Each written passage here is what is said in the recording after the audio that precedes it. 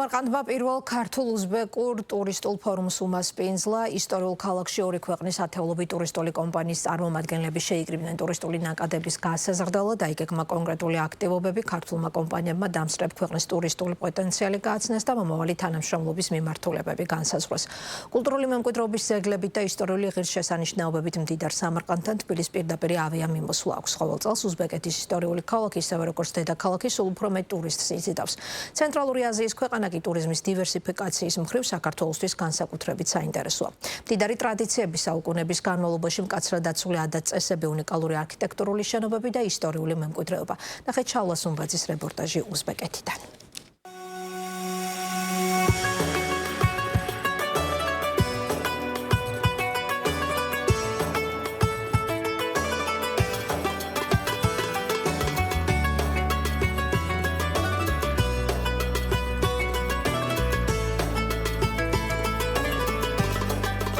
ცისფერი გუმბათები, რომლებიც ჰორიზონტზე უზარმაზარ სივრცეებს იკავებენ და უძველესი ქალაქები, სადაც საუკუნეების წინ ნაშენი არქიტექტურა დღემდე უცვლელად ინახავს საუკუნოვან ისტორიას.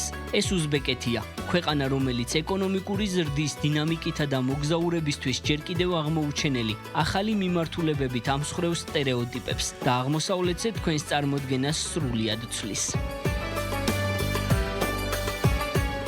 ისტორიული კავშირები საქართველოსა და უზბეკეთს შორის მხოლოდ წარსული არ არის. შოთა რუსთაველის გამზირი დღესაც აერთიანებს ორ კულტურას, ქართულ გენსა და აღმოსავლურ სტუმართმოყვარეობას, რომელიც სწორედ ამ ადგილას შოთა რუსთაველის ძეგლთან იკვეთება და ჩვენც უზბეკეთის აღმოჩენას სწორედ ამ ადგილიდან ვიწყებთ. უზბეკეთში ქართველების მიმართ განსაკუთრებული სითბო და კეთილგანწყობა ყოველ ნაბიჯზე იგრძნობა. ტაშკენტის მწვანე გამზირზე შოთა რუსთაველის ძეგლის ნახვა კი უცხო ქვეყანაში აღმოჩენილი ყველაზე სასიამოვნო და მოულოდნელი განცდაა. ეს ჩვენი საერთო ისტორიის ცოცხალი კადრია. ტაშკენტის რუსთაველის გამზირიდან გზა ქალაქის მთავარი სავაჭრო და ისტორიული ცენტრისკენ. უზბეკეთის უდიდესი და ყველაზე ცნობილი ჩორსუს ბაზრისკენ გრძელდება. უზბეკეთის ეკონომიკური და კულტურული არტერია ცისფერი გუმბათის ქვეშ ერთ სივრცეში აერთიანებს ვაჭრობასა და ადათ-წესებს, რომელიც წლების განმავლობაში მათი ხასიათის ნაწილად იქცა. აღმოსავლური ბაზარი არის ერთგვარი ეგზოტიკური გამოცდილება და თავს აქ ერთ წუთში ისე გრძნობ, როგორც ოჯახის წევრთან, თანაც ყველა დახლთან ვალდებული ხარ, რომ გასინჯო მათი ტრადიციული კერძები.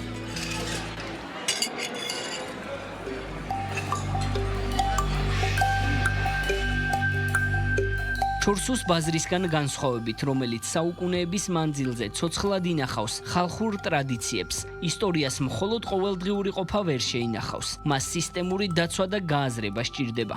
სწორედ ამ იდეით მარტში ტაშკენტში ოფიციალურად გაიხსნა ისლამური ცივილიზაციის ცენტრი. ეს მასშტაბური მუზეუმი აღმოსავლური რენესანსისა და რეგიონის ოქროს ხანის სამეცნიერო, სულიერ და კულტურულ მემკვიდრეობას ერთ სივრცეში უყრის თავს. მისი მთავარი კონცეფციაა, რომ ვიზიტორმა თანამედროვე ტექნოლოგიების დახმარებით თავად გამოსცადოს, იგრძნოს და ღრმად შეიმეცნოს ის, რაც დღეს უკვე კაცობრიობის ისტორიაა.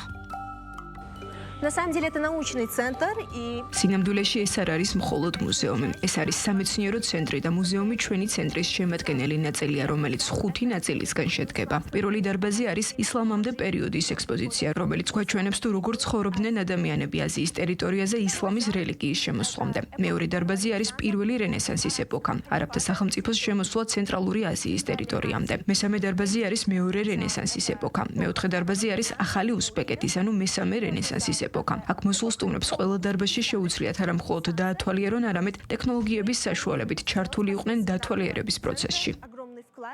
აბრეშუმის გზის კვალდაკვალ ტაშკენტიდან ბუხარაში მივდივართ. ყიზილყუმის უდაბნოში ქვიშის დიუნებს შორის დღეს ძველებურად აღარ დგანან აბრეშუმის გზის ქარავნები, თუმცა მკაცრი და დიდებული პეიზაჟები ბუხარასკენ მიმავალ გზას განსაკუთრებულ ხიბლს სცენს. თავად ბუხარა კი აბრეშუმის გზის ერთ-ერთი უმნიშვნელოვანესი ცენტრია, ქალაქი, სადაც საუკუნეების მანძილზე სავაჭრო გზები იკვეთებოდა. მის ძველ უბნებში შემორჩენილი უძველესი სავაჭრო გუმბათები და ცათამბჯენი მინარეთები დღემდე ინარჩუნებენ შუა საუკუნეების ატმოსფეროს, სადაც წარსული და აწმყო ერთმანეთში ირევა.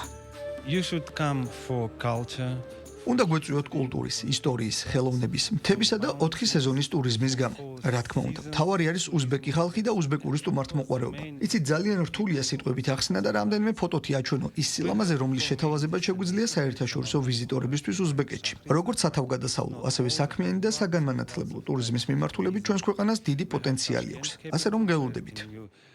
ბუხარას შემდეგ აბრეშუმის გზის რუკაზე უკვე მესამე ქალაქი იშლება. დაკავშირებადობისა და ეპოქების გზაგასაყარი სამარყანდი. აქაური სივრცე საუკუნეების მემკვიდრეობას აერთიანებს, თუმცა ეს ქალაქი მხოლოდ წარსულის საცავი არ არის. სწორედ სამარყანდი იქცა იმ უმნიშვნელოვანეს სივრცედ, რომელმაც პირველ ქართულ-უზბეკურ ფორუმს უმასპინძლა და ორ ქვეყანას შორის სამომავლო თანამშრომლობის ახალი ხიდი ჩადო. სამარყანდში გაიმართა პირველი უზბეკურ-ქართული ტურიზმის ფორუმი, სადაც საქართველოს ტურიზმის ასოციაცია წარმოდგენილია წევრ ორგანიზაციებთან ერთად. ფორუმის ფარგლებში გავაცანით საქართველოს პოტენციალი მოსოსტომრებს, შესაბამისად ძალიან ესე ვთქვათ დადებითი მიდგომები აქვს უზბეკ მოგზაურებს საქართველოს მისამართი და შესაბამისად ახლა ჩვენ მუშაობთ იმაზე, რომ უზბეკეთში მოხდეს ესე ვთქვათ ქართველი მოგზაურები პოტენციალის გაზრდა, შესაბამისად ახლა მუშაობთ პლუს გავაძლიეროთ B2B პლატფორმა, რაც იმას ნიშნავს, რომ ორივე მხარე გაზრდის თანამშრომლობის შესაძლებლობებს. მოხარული ვართ, რომ ქართველი ტურისტების ინტერესი უზბეკეთის მიმართ იზრდება. ჩვენი მხრიდან მზად ვართ ახალი შეთანხმებების დასადებად საქართველოსთან და ჩვენს ტუროპერატორებთან ახალი ურთიერთობების დასამყარებლად. საქართველოში 2 წლის წინ ვიყავი. უზბეკეთსა და საქართველოს ძალიან ბევრი საერთო აქვს და ეს შეგვიძლია გამოვიყენოთ. მაგალითად, ტურისტებს შევთავაზოთ, როდესაც იწყებენ საქართველოს მონახულებას, ასევე ჩამოვიდნენ უზბეკეთში. უზბეკეთი კი მთელი ცენტრალური აზიის კარიბჭეა. ტაშკენტიდან შეგიძლიათ მოხვდეთ ცენტრალური აზიის ნებისმიერ ქვეყანაში. ვფიქრობ, ვიზიტორებისთვის მთელი მსოფლიოდან მსგავსი ერთობლივი ტურები საინტერესო იქნება.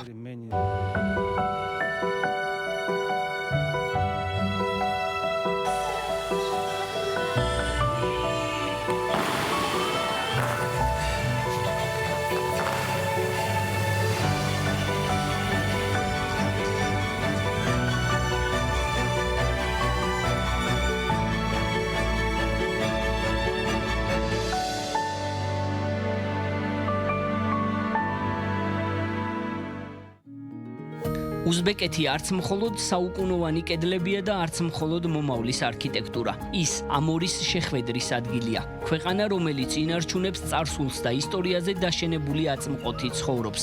მოგზაურებს კი არაერთ საინტერესო გამოცდილებას ჰპირდება.